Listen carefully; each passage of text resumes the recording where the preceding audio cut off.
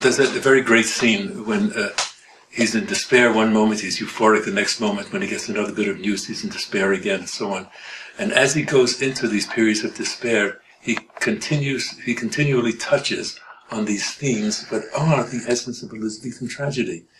It's not as though he's capable of really encompassing those things, like Leah's madness or Hamlet's flopping from one side of belief to the other, and so on, all through the play.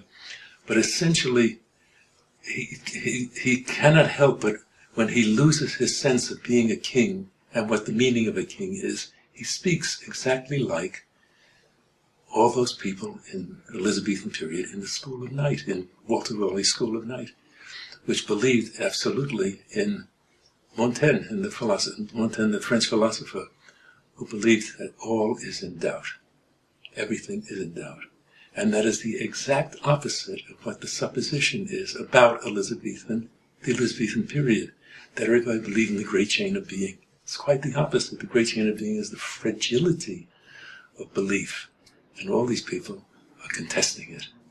And they're pointing out that to lose it means that you have lost your moorings.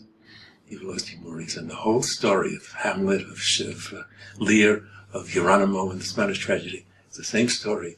Their madness is really a floundering, an attempt to recover in some way their stability, their own stability, and they all do it in different ways. One of them, Hamlet, he just passes it by. He matures, in other words, and he forgets this sort of adolescent struggle.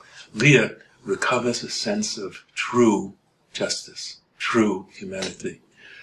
And Geronimo can never get over it when he's asked at the end of the play, why have you murdered all these people, and so on. He can't even begin to explain. He bites out his tongue.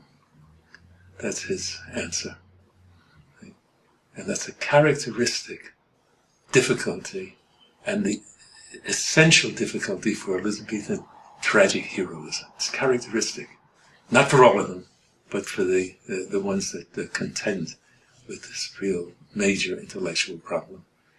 How do you remain stable in a world in which you do not believe in its stability?